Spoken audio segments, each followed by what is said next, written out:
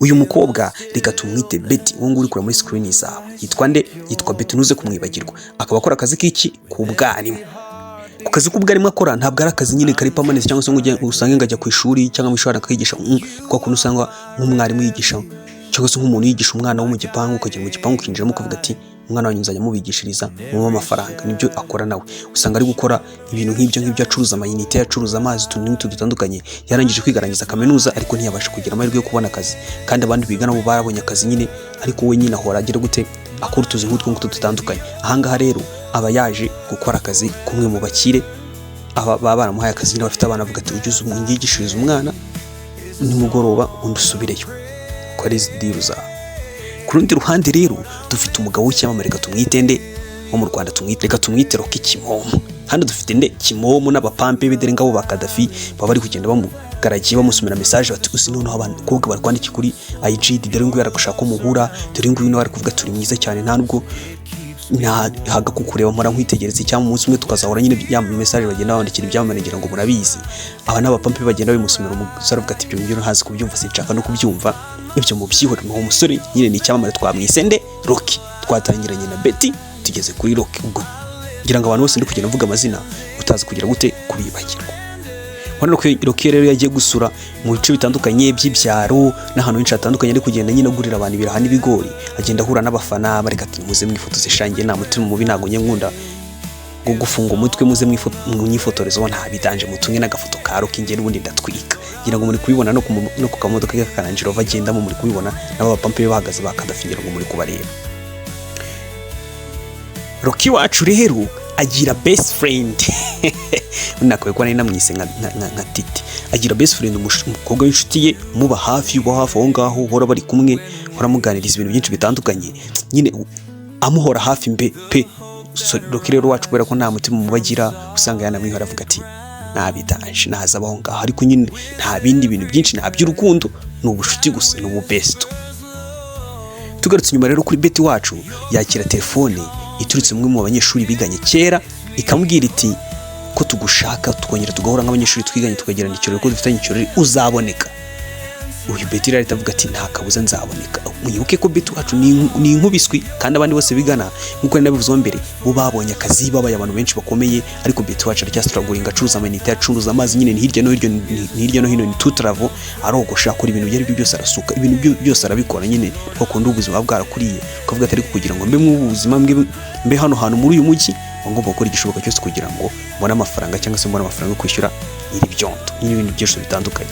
Ibi nubwo buzima rero uyu Betty yibereyemo. Baramuhamagara avuga ati rero uzaboneka, aravuga ati nta kuntu ntaboneka, ati reka njye ati nzaza ntaribi. Betty wacu rero biganiza mushuti we babana muri ghetto, akamubwira ati inshuti zanjye zamamagaye zambwiye ngo nzajye kuzireba. Aravuga ati babano bagusebyaga horo gumbwira bagusebyaga ku ishuri bagutuka niba ugiye guhura nabo. Betty aravuga ati imyaka ishize ni myinshi, bura barahindutse, ntago bakimeze nko kwakundi, ntago bagomeza kuzana bwabo guryo bwabo. Noneho umukobwa aravuga ati ngira ngo mashaka kubagutuka, ariko ntabwo mashaka kubantu kiri inshuti, abantu bagututse ubashobora kongera kugutuka.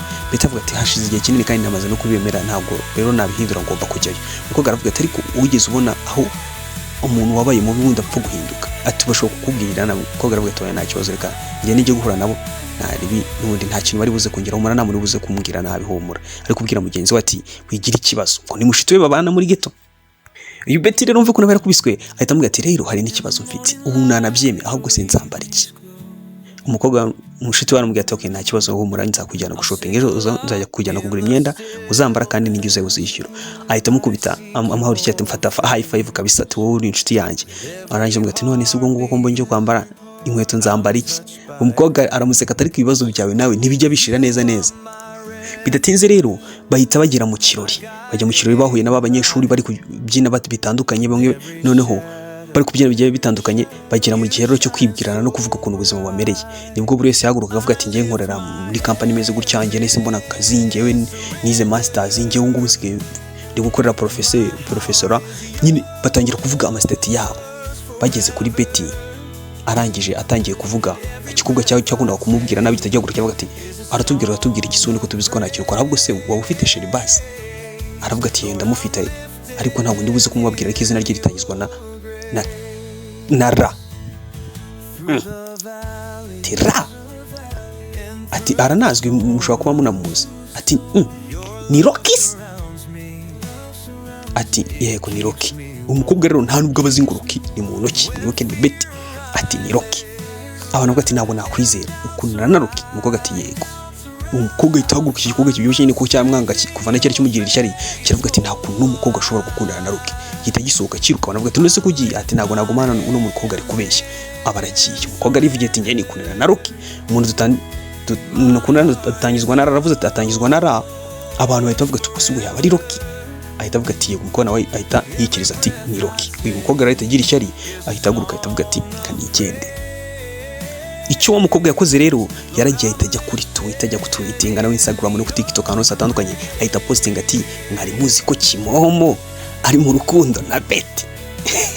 Ahita biposting mwari muzi ko ibintu bimeze gutya, ahita biposting abantu batagira ku mihanda kugenda babibona bavuga ati wiki Kimomo se uravuze ko nta gikwe nta myaka ijana niwe muntu wise usora bino bintu, abantu batangira kugenda babibisaho. Tugaruke rero kuri Rocky hano. Rocky rero ari kuvugana n'umukiriya, ageze ko atari ko se ibihuha ndi kumva nibyo.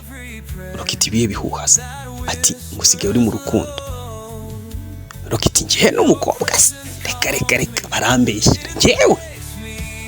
Ubwo aravuga ati ariko biragaragara. Ako kanya kiri kuvuga gutyo hahita hinjira wa mu besto ahita yinjira ati mbwira ukuntu wamishe bino bintu, mbwira ngo turi inshuti twirirwana tugendana hano se tuba turi kumwe no mu cyumba ariko ukabutarigeze umbwira ko uri gukundana n'umukobwa. Umusore ati Rocky ati nta kintu ngewe nzi ibintu ntabwo mbizi. Uyu mukobwa ntabwo muzi nubwo bambere namubonye. Ati ni gute? Ati umuntu ni boy ni girlfriend wawe murakundana n'ishirwa, ni gute uri kumwihakana se? Ahubwo mbwira ukuntu tubana hano twitwa ngo turaba besto ariko ukabutarigeze kumbwira bino bintu. Rocky bimubana ibibazo ati kuno umuntu ntabwo muzi kandi ntawazi. Ubwo rero ikosa reba ryarabaye, ni ukuvuga ngo Betty yaravuze ati izina ritangizwa na ra. Abantu bagahita batekereza ko kuko yaramaze kuvuga ati ni umuntu w'icyamamare urazwi, none wapfa kubyikiriza gutyo kuko umukobwa we ntiyarazi ngo na Rocky ni muntu ki akora iki. Kandi turamuzi ko Rocky binakora n'ibintu bya danje bitandukanye, afite Agasobanuye films.com, afite channel ya Rocky Entertainment, afite ibintu byinshi bitandukanye, yakoze ibikorwa bitandukanye, yamamariza n'ibigo byinshi bitandukanye ngira ngo muramizi Rocky ni icyamamare. Ahubwo n'umukobwa twari twibaza ngo ni gute ataramuzi, arangije apfa kubyemera gutyo. Wa mukobwa ari wose gutyo yamugira ishyari, agenda ahita bipostinga, bitangira kugoyinga viral ahantu hose, batangira kugenda babibona mu mihanda bitandukanye. None bigera no ku mu best ahita avuga ati ngira Rocky vayo hano, mbwira ibi bintu bishoboka bite? Ni gute ushobora kwifata ugakundana n'umuntu ntumbwira kandi turaba best? Cyo umujinya wa mu Betty wahacira kubera ko yihurira mu kazi, najya kujya no kuri WhatsApp, najya kuri Twitter, nta kintu ajyaho, nta nubwo abazi byabaye. Mushiti warataka avuga ati hey urihice hano uri gusasura tuje umeze neza kandi uzi n'ibintu byabaye. Umukobwa ati habaye biki? Ati mbwira ukuntu wowe na Rocky muri mu rukundo. Umukobwa ati ngwiki ibyo bintu ntabwo mbizi. Ati areba kuri social media. Umukobwa arebye abona yuzuyeho.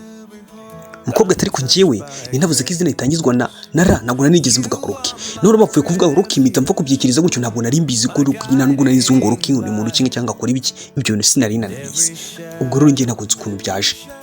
Rocky yaravuze ati rero ati ntabwo nareka uyu mukobwa ntase yanyangiriza izina. Ahita abwira baba pampi be ba Kadafi na ba Savimveti mugende mu mucakire umbwira ahantu ari. Ahangara bari kumwira bati umura twe tubirimo abasore banjye bari kugenda babishaka kubona Savimveti Kadafi muramuzi n'umufotozi wakamejeje, ashobora no gusanga yaranamufotoye kuri IG cyangwa se yaramufotoye mu bafana dereka fotora mu bitaramo byinshi bigiye bitandukanye.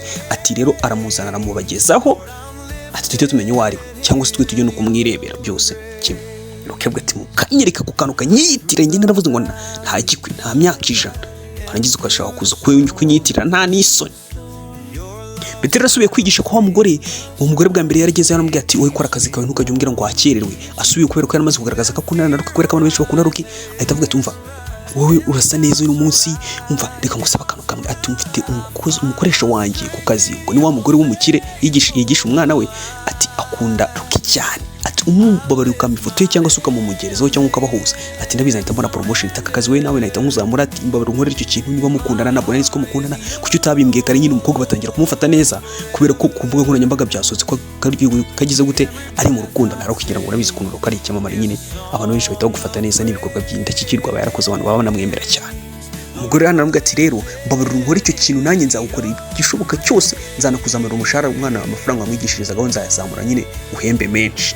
Ibyatinze Kadafi murabiza akorera imbere yafashe mu gikorwa no muri ntago ajya atsindwa cyangwa se avuga ngo niba ngiye niyemeje gufata deal mba ngomba kuyifata. yahise abona location y'ahantu umukobwa atuye. Mu gitondo cya kare Rocky na Range Rover arayubyukije avuga ati tugomba kujya kureba umukobwa banze ndi umuntu utinyuka akavuga ngo ngende mu rukundo nawe cyamamare cyane niyo nakunda ntabwo napfa gukunda uwo ari we wese. Aravuga ati tugombe kumureba. Yakare barazindutse baragenda ahantu mu cyaro sha ahantu habi bari kugenda bareba hasi ati ubuse nta na mikorobe ziri kugenda we nabizi Rocky ntakiryo ukuntu abafite byanahumura no kuza kukureba ahantu bwabyo aba yanakubashye.